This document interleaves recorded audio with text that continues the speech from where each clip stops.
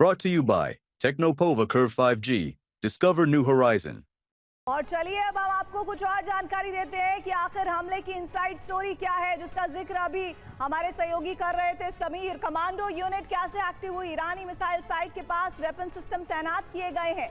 इसके साथ ही हमले में ये जानकारी सामने आई कि मोसाद ने प्रिसिजन गाइडेड वेपन सिस्टम तैनात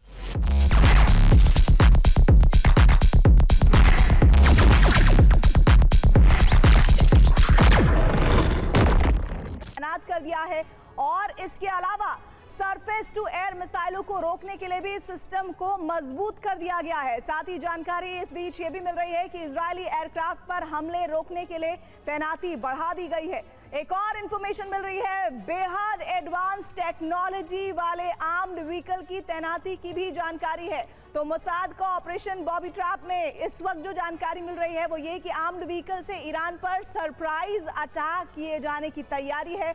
टेक्नोलॉजी बेस्ड ये व्हीकल है और शुरुआत में ही ईरानी डिफेंस सिस्टम को तबाह इन्होंने कर दिया था। इसके बाद की जो तैयारी है वो ईरान के अंदर ही ड्रोन बेस बना दिया गया था। अब आगे और ज्यादा इसको बहुत एक्टिवेट किया जाए, इसकी कोशिश इजराइल की तरफ से रहेगी। ईरान के अंदर ही ड्रोन बेस बना दिया गया था जिसके जरिए ऑपरेशन बॉबी ट्रैप को अंजाम दिया गया है। तो ये है इस वक्त इजराइल के अंदर, इजराइल ने कैसे ईरान के अंदर ये बड़ा हमला किया है। अस्पेबाद बेस पर तैनात लॉन्चर को तबाह उसने किया है।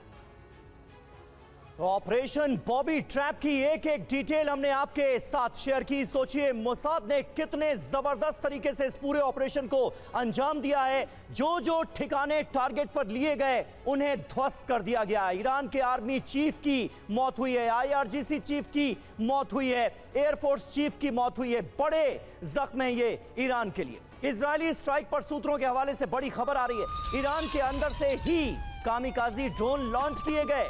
कामिकाजी ड्रोन से ईरानी डिफेंस सिस्टम को तबाह कर दिया गया। डिफेंस सिस्टम तबाह होते ही इजरायली डिफेंस फोर्सेस ने ये स्ट्राइक अंजाम दे दी। ये थी प्लानिंग।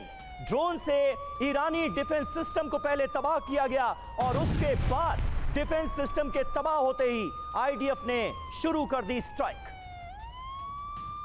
तो ईरान पर इजराइल का डबल अटैक कैसे हुआ है, अब इसको आप समझिए स्क्रीन पर। मोसाद की जो प्लानिंग थी वो थी सेंट्रल ईरान में प्रिसिजन वेपन सिस्टम की तैनाती करना। आईडीएफ का हमला किस तरह से हुआ, 13 जून की सुबह 3 बजे एयर स्ट्राइक की गई। ये सबसे बड़ी जानकारी जो इस पूरे ऑपरेशन में इजराइल की तरफ से सामने आई है। साथ ही साथ अब अगली जो जानकारी वो ये कि आईडीएफ का हमला था कि 13 जून की सुबह जिस तरह की मैंने जानकारी दी उसमें आगे पड़ाव ये था कि 300 एयर स्ट्राइक से ईरान को दहलाया जाए। मोसाद की जो प्लानिंग थी वो surface to air missile system के पास तैनाती की थी जिसके जरिए इस हमले को अंजाम दिया गया। मोसाद ने तैयारी की थी, इजरायली हमले से पहले सिस्टम एक्टिवेट किया गया, लेकिन आईडीएफ का हमला था ईरान के 6 टॉप जनरल्स को मार गिराने का जिसमें वो कामयाब हुए हैं। एयर स्ट्राइक के साथ मोसाद के जो वेपन सिस्टम है वो लगातार हमले के लिए तैयार थे और 6 न्यूक्लियर साइट्स पर इजराइल का ये अटैक हुआ है जिसको सिलसिलेवार तरीके से हमने आपको बताया है, जिसमें 9 न्यूक्लियर साइंटिस्ट को भी मार गिराया गया है। कोवर्ट ऑपरेशन के तहत ईरान के अंदर ये हमले मोसाद की प्लानिंग का हिस्सा रहे हैं जिन्हें बहुत बखूबी इजराइल की तरफ से प्लान तरीके से आजमाया गया है, जिसमें 200 फाइटर जेट्स की मदद से ये हमले किए गए। हमले से पहले ही ईरान का डिफेंस सिस्टम तबाह कर दिया गया। ये बड़ी जानकारी इस पूरे हमले के मद्देनजर सामने आई।